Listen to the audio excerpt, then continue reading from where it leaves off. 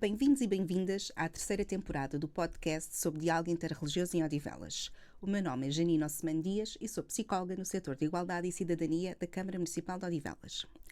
Neste episódio, vamos refletir sobre o bem-estar emocional na juventude, o papel da fé, da espiritualidade ou da não-crença em momentos difíceis e o impacto das redes sociais, tanto na convivência como em fenómenos de ódio e discriminação online.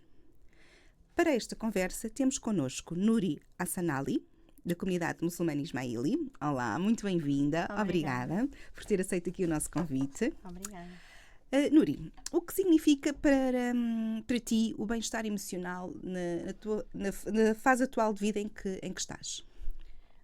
Bom, então, eu entendo a primeira etapa é mesmo reconhecer as emoções. Acho que passamos muito tempo, às vezes, a negar algumas emoções, e então acho que o bem-estar emocional começa muito por reconhecer as emoções, sentir, permitir-nos sentir todas elas, mas também encontrar ferramentas para lidar com as emoções que vamos tendo ao longo da nossa jornada. E essencialmente é não só encontrar as ferramentas, como também descobrir os nossos limites, aprendermos sobre os nossos próprios limites e saber, antes de atingir qualquer outro nível, então saber, portanto, como nos posicionar em relação aos nossos limites e não permitir ultrapassar. Mas é um desafio diário, não? É, sem dúvida. É um teste em que ao longo do dia estamos neste processo de avaliação, não é?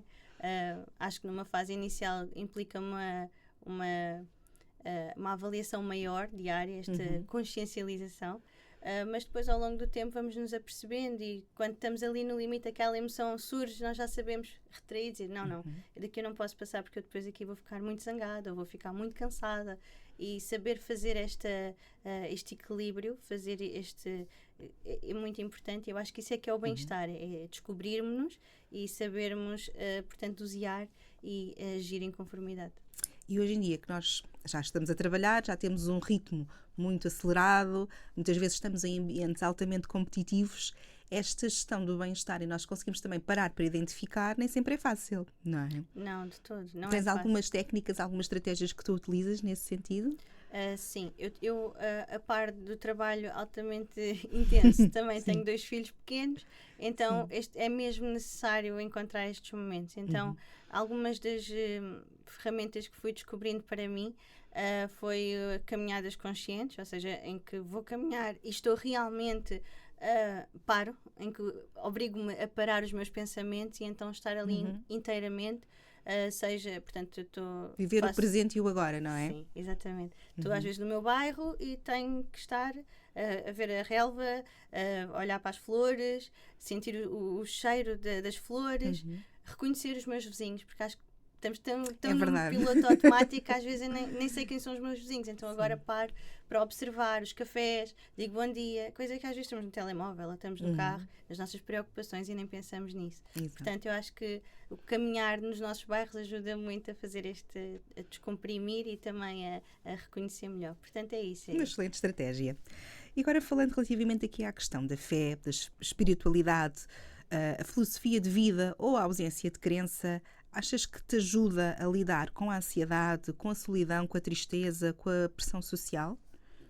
Sim, eu acho que a espiritualidade, pois obviamente depende é muito individual. Sim, neste caso, no teu ponto de vista, sim, na tua experiência. Portanto, a minha experiência é que a espiritualidade é fundamental. Portanto, eu há cerca de 2 anos atrás passei por um burnout, em que, lá está, não me permitia sentir as coisas, vivia em piloto automático, e por sua vez fui-me afastando, não é, daquilo que é a minha espiritualidade. E com o passar do tempo e nesta aproximação de me reconhecer, à medida que me ia conhecendo cada vez melhor, porque às vezes esquecemos de quem somos, neste processo de autoconhecimento e de me descobrir, acho que aumentei o meu nível de espiritualidade, ou seja, a minha ligação com algo que é superior a mim. Portanto, acredito sim que a espiritualidade ajuda-nos na ansiedade, ajuda-nos nestes momentos em que estamos, se calhar, mais em baixo, neste processo de descoberta. Portanto, Eu concordo, acredito que sim. E relativamente aqui à questão dos tempos atuais, em que nós temos uma hipercomunicação, não é? Toda a gente está sempre a ver alguma coisa, a ouvir alguma coisa. Tu achas que nós estamos cada vez a comunicar mais e melhor ou não? Isto é uma excelente questão. Porque eu vejo aqui, pronto, diria que é um pouco quando eu vi que, né? Porquê? Sim. Porque o termos mais pessoas a comunicar, eu vejo isso como algo positivo. Mais pessoas a comunicar. Porquê que eu digo que isto é, na minha opinião, positivo? Porque nós, quando... Vou utilizar o exemplo das redes sociais. Quando seguimos alguém, há algumas características nessa pessoa que nos fazem seguir essa pessoa. Algo com que nos identificamos, não é? Ou que Exatamente. aspiremos. Exatamente.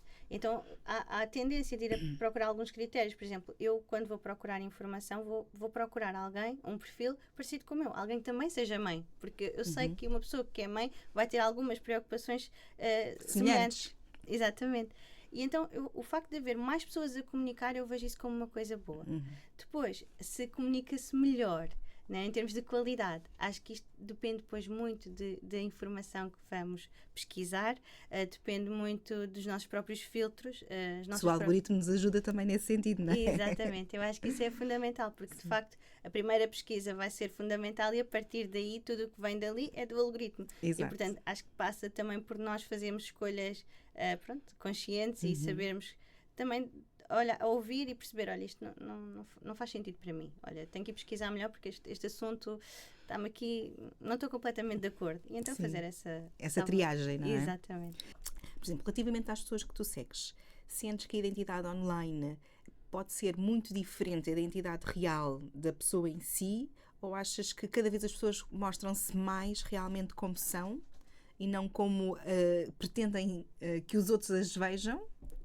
Porque às vezes temos essa questão, que quanto mais seguidores, se eu mostrar um conteúdo mais orgânico, aquilo que é realmente a minha vida, acabo por conseguir captar mais vezes, porque há esta identificação com questões semelhantes do dia-a-dia que eu ultrapasso também, por isso vou buscar pessoas que se assemelham a mim, ou achas que as pessoas ainda têm muito aquela questão de tentar projetar o ideal que não é muito realista? Eu acredito que cada vez mais as pessoas tentam se afastar, portanto, desta performance, não é?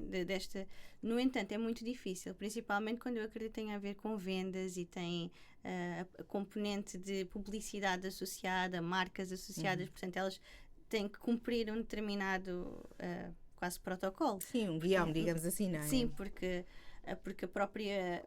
Há de haver algum grau de exigência se elas... a história delas, não é? O storytelling delas tem uma determinada característica, como por exemplo, olha, a maternidade ou às vezes meditação. Então elas têm que praticar aquilo e têm de demonstrar aquilo. Agora, em termos de pessoas reais, eu cada vez acho que as pessoas são mais reais. Agora, não sei, de facto, se depois, se pessoalmente elas são iguais àquilo que são online. Eu posso falar um bocadinho da minha experiência. Sim. Eu não tinha uma identidade online anteriormente e por sua vez era aquela pessoa que tinha tipo aquela foto de perfil e ia ver a vida dos outros, estava ali. E poucos conteúdos próprios. Não tinha conteúdo, de facto, não tinha nenhum conteúdo. E à medida que me fui conhecendo, então fui criando conteúdo. E neste processo é exatamente isso que eu quero também. Eu criei um projeto que é o Shanti by Nur e neste projeto o que eu quero é isso mesmo, é a autenticidade. É que as pessoas possam ser o que são em qualquer lado, independentemente do local onde estão, elas têm que ser elas próprias. Okay. E portanto Queres falar um bocadinho desse projeto?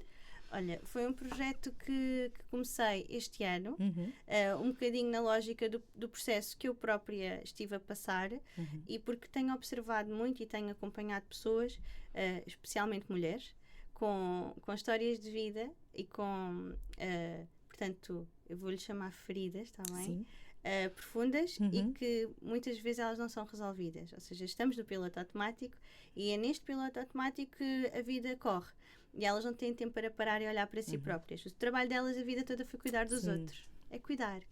E não olharam para elas próprias, não é? Exatamente. Então, o meu projeto é sobre este olhar para dentro, o olharmos para nós próprias e nos conhecermos, porque há muita gente que eu acredito, muitas mulheres, que ainda não tiveram a oportunidade de se conhecer a si próprias. Então é esse o meu discurso neste momento. E aqui a tua formação de psicologia também é fundamental para essa ajuda, não é? Sim, sim, eu atualmente, portanto, não estou a exercer enquanto psicóloga, mas o facto de ter esta base dá-nos aqui uma... Ferramentas, não é? Exatamente, Exato. Sim. E relativamente aqui às redes sociais, tu já assististe a discursos de ódio relacionados com religião ou identidades espirituais? Como é que tu te posicionaste? Como é que reagiste? Sentiste necessidade de intervir, ignorar ou pedir ajuda? Eu vou... Aqui sou um bocadinho... vou ser um bocadinho frontal, porque, por exemplo, eu vi muito no Facebook. Acho que o Facebook é uma rede social onde tem muito mais... portanto, tem uma faixa etária... diferente. Exatamente. E a comunicação também é diferente. E eu vi... acabo por ver... portanto, aqui muito ódio a vários níveis. Não só a componente religiosa, mas a parte da imigração também. De facto, fui denunciando. A forma que eu tenho é não vou entrar numa discussão, porque também não sabemos se é um bot. Não intervir diretamente na situação em si, não é? Exatamente, não intervenho. Não sei se é um bot ou se é realmente uma pessoa, se aquilo é uma pessoa que está ali com um intuito diferente. Com outra agenda escondida. Exatamente. Sim. E, portanto, mas o que faço sempre é denunciar. Mesmo que depois venha aquela mensagem de a pessoa está a cumprir as regras da comunidade. Pronto, ok. Então o que eu fiz foi não quero mais nada com o Facebook, porque realmente não me identifico com a forma como as pessoas estão-se a posicionar. E depois, sim, tenho o Instagram, aí já não vejo tanto isso. De facto, pode ser muito mais orientado, se calhar, para a imigração, mas uma vez mais, denunciar sempre.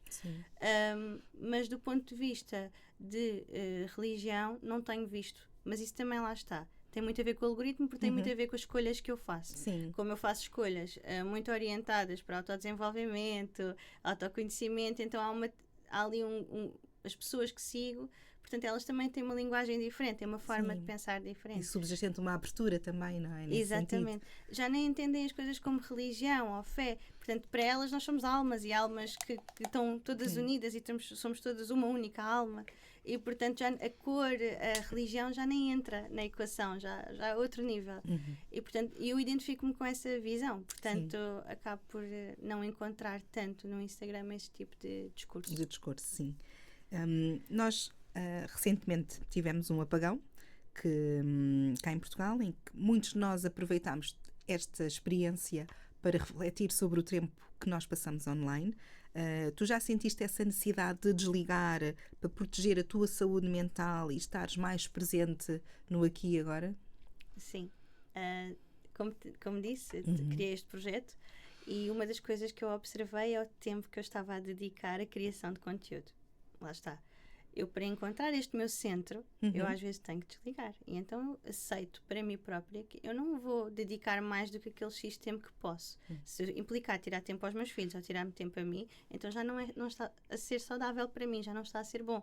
Então fazer no fundo, este equilíbrio, ela é muito importante. E o desligar, na minha opinião, é essencial. Em vários momentos. Não quer dizer que seja todos os dias, mas há aqueles momentos em que nós sabemos que isto já não me está a fazer bem. Então, afastar um bocado. Exato. E, na tua opinião, tu achas que o diálogo interreligioso pode ter aqui um papel na prevenção da exclusão, do radicalismo, do extremismo online? Sem dúvida. Eu aqui entendo o seguinte. Todas as pessoas, elas têm medo do desconhecido. Sim. Por norma é isto. As pessoas têm medo do desconhecido e negam à partida. O diálogo interreligioso é muito importante neste sentido, porque quanto mais as pessoas se conhecerem e perceberem que existe esta comunicação, que existe esta abertura, que existe esta conversa e estes encontros, melhor vão compreender que realmente não podemos pôr toda a gente no mesmo saco, cada pessoa tem a sua própria compreensão e podemos ter diferentes religiões, mas os nossos princípios são comuns, os nossos valores são comuns e é com base nisto que eu acho que e lá está, é pela inclusão, na verdade, todos nós estamos a trabalhar para o mesmo, ou pelo menos todas as pessoas que têm esta consciência trabalham para essa inclusão. Muitas vezes é aquilo que nos aproxima é mais do que aquilo que nos separa, não é? E no diálogo interreligioso acabamos muitas vezes por ter essa consciência, não é? Exatamente. Relativamente aqui à internet, tu achas que a internet pode aproximar, criar aqui um sentido de pertença e promover valores positivos? Achas que, por exemplo, os grupos de jovens, sejam religiosos ou não, podem ter aqui um papel ativo ao criar conteúdos de respeito, de empatia, de inclusão e também nisso os outros jovens também se reverem? Eu acredito que sim. Eu recordo-me há uns tempos atrás, havia um rapaz, que eu agora não me recordo o nome dele, cujo objetivo dele era fazer bem. Ele estava na rua, filmava e depois arranjou patrocinadores, arranjou forma de ajudar e ia ajudando pessoas. Portanto, isto é um exemplo de que nós podemos ter uma atuação. Obviamente ele tinha uma atuação que depois criou-se ali uma escala muito grande. Sim. No entanto, acho que todos nós, no nosso dia-a-dia, temos a capacidade de mudar o mundo aos pouquinhos, seja um mundo virtual, seja um mundo físico, verdade, do que vivemos. E, portanto, acredito que sim, a internet pode ajudar os jovens e os jovens são fundamentais nesta comunicação para a bondade, para os valores da entreajuda, para o cuidado da natureza, do ambiente onde vivemos, pelas pessoas mais idosas. Portanto, há aqui muito trabalho que pode e deve ser feito. Sim, e dar o exemplo faz toda a diferença, não é? Sem dúvida. Porque uma criança, um jovem a praticar, não só ser palavras, mas ações, a partir dali vai criar um ripple effect. E as outras crianças também vão, aquelas que se seguem, não é? Dizem, olha, se ele faz, eu também posso fazer. Se ele faz, eu também tenho coragem. E, portanto, é muito isto. Sim, é verdade. E que papel é que, na tua opinião, os jovens e as jovens podem ter na construção de ambientes digitais mais saudáveis, mais seguros, mais respeitadores? O que é que eles próprios podem fazer enquanto pessoas individuais? E pegando aqui um bocadinho, fazendo a ligação com a última questão, não é? Temos estes ídolos ou as pessoas que nós seguimos a dar o exemplo, mas depois como é que cada um de nós pode também ter aqui o seu papel e fazer a sua parte? Ok, acredito que é passo a passo, não é? As pessoas, eu acredito que a primeira etapa é começar nos seus próprios meios, nas suas próprias famílias, ambientes, comunidades onde vivem, e eu acho que é a partir daí. Do ponto de vista digital, acho que tem muito a ver com a linguagem, com a forma como comunicam. Uma comunicação inclusiva vai sempre incluir toda a gente e toda a gente vai querer participar. Agora, se ela à partida já é exclusiva e já coloca alguém de parte, então, obviamente, e eu acho que é a partir de comunicação, a forma como se posicionam no mundo e os jovens sejam, pronto, é um a um, fazem a diferença. E lá está, não é só no digital, é depois quando saímos do digital e vamos para a rua. Então, aí acredito que é muito importante que haja este movimento de sair do digital e ir para a rua praticar aquilo que estamos ali a dizer. Sim, e, portanto, haver uma ligação com o mundo real, não é? Sim, e que é exemplo prático, é a ação. Não são só palavras, é das palavras para as ações. Exato. Que estratégias é que tu utilizas ou que recomendarias para manter um equilíbrio saudável entre a vida online e o bem-estar emocional? Para falar de bem-estar emocional, eu acho que temos que ir ao mais básico, ok? Que é o bem-estar inicialmente físico, porque dormir bem é fundamental.